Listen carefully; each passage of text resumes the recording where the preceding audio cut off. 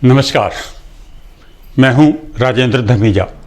आप देख रहे हैं मेरा चैनल सौभाग्य दीप। ज्योतिष और उपाय, यह श्रृंखला अभी चला रखी है हमने और इसमें है आज कड़ी नंबर 14। जन्मपत्री है हमारे पास में एक व्यक्ति की, जन्मतिथि है 9/6/1994। जन्मपत्री इस प्रकार बनती है: कन्या लग्न, दूसरे स्थान में गुरु और राहु तुला में, और तीसरा, चौथा, पांचवा स्थान खाली है। छठे स्थान में शनि स्वग्रही है कुंभ में, सातवां खाली। आठवें में केतु और मंगल स्वग्रही है, और नौवें स्थान में सूर्य और चंद्रमा वृष राशि में।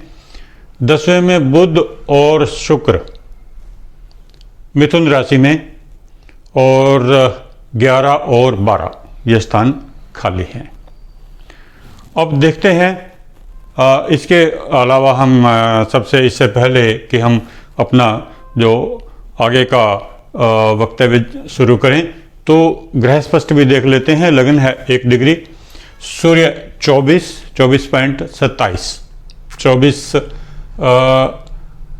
अंश और 27 पल। चंद्रमा है 24.01। मंगल 18, बुध 14, गुरु 11, शुक्र 29, शनि 18, राहु 29। और दशा चल रही है गुरु में शनि की 30/9/2023 तक।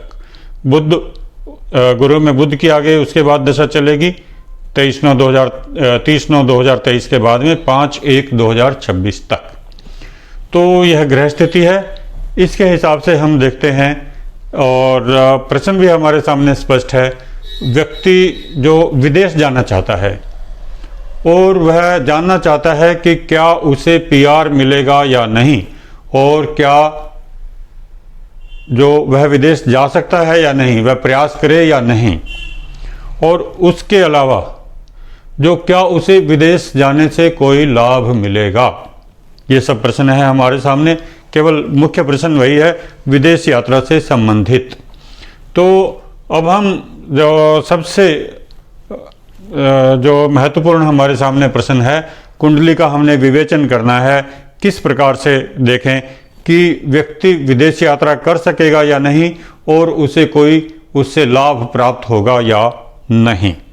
सबसे पहले तो हम उसका मूल प्रश्न ही लेते हैं, विदेश यात्रा संभव है या नहीं। इस कुंडली में लग्नेश 10वें स्थान में है, स्वग्रही है, लाभदायक है। लग्नेश जब 10वें स्थान में होता है तो व्यक्ति अपने कार्य में प्रगति करता है। बुध ग्रह है और बुध 14 डिग्री है, पावरफुल है, कोई कमी वाली बात नहीं है। तो कुल मिलाकर जो काम में ध्यान है व्यक्ति का, सीधी सी बात है। उसके बाद में जब हमको विदेश यात्रा देखनी है और विदेश में जाकर काम देखना है, सबसे पहले तो तीसरे स्थान की क्या स्थिति है, भाग्य स्थान की क्या स्थिति है, 10वें स्थान की क्या स्थिति है, और द्वादश स्थान की क्या स्थिति है। क्योंकि तीसरे स्थान का संबंध यात्रा से है, भाग्य स्थान का संबंध भी यात्रा से है, और कर्म स्थान का संबंध 10वें स्थान का, कि व्यक्ति जो काम में कामयाब होगा या नहीं, काम की उसकी क्या स्थिति रहेगी, और 12वां स्थान विदेश का है, विदेश में उसको क्या फल मिलेगा, विदेश यात्रा सफल होगी या नहीं होगी, या उसको कोई लाभ हानि जो भी है, ये सारा यही इन्हीं स्थानों का जो सिस्टम हम देखते हैं। तो तीसरे स्थान का स्वामी अष्टम में है, अष्टम स्थान रुकावट का होता है नॉर्मली। साथ में केतु है, केतु जो विविधता का ग्रह है, और हम देखते हैं यहाँ पर मंगल स्वग्रही है, तीसरे स्थान का स्वामी।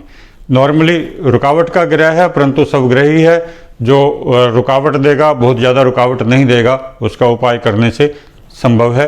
साथ में केतु है, तो इसलिए जो यह बिल्कुल संभव है कि ऐसा व्यक्ति विदेश में जाए। और उसके बाद में हम देखते हैं 12वें स्थान में, 12वें स्थान पर 12वें स्थान में कोई ग्रह नहीं है, किसी दूसरे ग्रह की दृष्टि नहीं है, केवल केतु की दृष्टि है। 5वीं दृष्टि केतु की है, और शनि की दृष्टि है 6ठे स्थान से, स्वग्रही शनि की दृष्टि। तो जो जब शनि की दृष्टि है 12वें स्थान पर, और शनि इस जन्मपत्री में कारक ग्रह है, पंचम स्थान का स्वामी ग्रह है, लाभदायक ग्रह है। तो ऐसे व्यक्ति की विदेश यात्रा संभव है, विदेश जाएगा। अब फिर हमने देखा कि कर्मेश का कोई जो कर्म स्थान का स्वामी जो है बुध ग्रह, उसका संबंध कोई संबंध नहीं है दसम स्थान के साथ में, परंतु हमारा जो तीसरे स्थान का जो संबंध किसी भी प्रकार से पॉजिटिव है, और पांचवा स्थान जो प्लानिंग का स्थान है, प्लानिंग कर रहा है व्यक्ति, तो उसकी दृष्टि जो 12वें स्थान पर है, तो विदेश यात्रा संभव है। और उसके अलावा और कोई समस्या देखते हैं कि तो यह तो हमारे सामने क्लियर हो गया कि व्यक्ति विदेश जाएगा और उसको अड़चन के बाद में पीआर मिल जाएगा, थोड़ी रुकावट के बाद में विदेश यात्रा उसकी संभव होगी, क्योंकि तीसरे स्थान का स्वामी अष्टम में आ गया। अब भाग्यस्थान को हम देखते हैं, उसका भाग्य क्या कहता है। भाग्यस्थान का स्वामी शुक्र और दसम स्थान का स्वामी बुध, ये साथ साथ हैं, तो यह भी लाभदायक स्थिति में है। व्यक्ति ऐसा जो भी काम करेगा उसमें कामयाबी मिलेगी।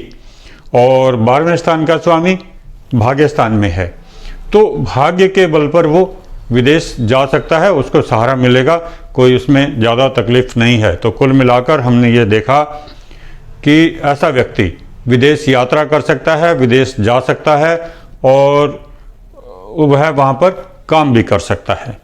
अब जो महत्वपूर्ण बात है वह यह है कि ऐसे व्यक्ति को कितनी सफलता मिलेगी, विदेश में क्या सफलता मिलेगी। जन्मपत्री में कुल मिलाकर हम देखते हैं सप्तम स्थान पापकर्तरी योग में है। सप्तम स्थान होता है दोस्ती, दाम्पत्य जीवन और पार्टनरशिप, यानी कि बिजनेस वगैरह ऐसा आदमी करेगा कोई पार्टनरशिप में, तो उसको नुकसान बैठेगा। फिर उसके बाद में जो इस जन्मपत्री में विशेष बात यह है कि सूर्य और चंद्रमा एक ही स्थान पर है, सूर्य 24-27 और चंद्रमा 01, यानी कि बिल्कुल अमावस्या का जन्म है। अमावस्या का मतलब अंधेरी रात, अंधेरी रात का मतलब भाग्यहीनता, और भाग्य स्थान में ही भाग्यहीनता का योग बन रहा है, यानी कि ऐसा व्यक्ति निरंतर संघर्ष करता रहेगा। इसका मतलब ये हुआ कि लगातार संघर्ष करने के बाद ही इस व्यक्ति को सफलता मिलेगी, अन्यथा सफलता नहीं मिलेगी। वही हमने पहले देखा, तीसरे स्थान का स्वामी अष्टम स्थान में स्वग्रही है, सफलता तो मिलेगी परंतु देरी से मिलेगी, संघर्ष करने के बाद में मिलेगी। अब सूर्य और चंद्रमा इकट्ठा है, तो चंद्रमा का बल नहीं है, क्योंकि वह बिल्कुल सूर्य के साथ में है। चंद्रमा व्यक्ति की मानसिक स्थिति को दर्शाता है, भाग्य को दर्शाता है, संतुष्टि को दर्शाता है। तो ऐसे व्यक्ति को संतुष्टि प्राप्त नहीं होगी, विदेश में जाकर भी संतुष्टि प्राप्त नहीं होगी, और अपने देश में रहेगा तो भी संतुष्टि प्राप्त नहीं होगी। उसका उसे उपाय करना पड़ेगा। पहले भी मैं अपने कुछ जो कड़ियों में बता चुका हूँ, पाठों में बता चुका हूँ कि सूर्य चंद्रमा जब इकट्ठा होता है तो अमावस्या का एक बार दान करना लाभदायक होता है। ऐसा व्यक्ति जब अमावस्या का दान करता है तो उसे संतुष्टि प्राप्त होती है, मानसिक शांति प्राप्त होती है और भाग्य वृद्धि प्राप्त होती है। इसके लिए इसका पूरा जो उपाय है वह करें। अमावस्या के दान से संबंधित पूरा उपाय मैंने पहले ही YouTube पर अपलोड किया हुआ है, उसे आप ध्यान से देख लें, समझ लें।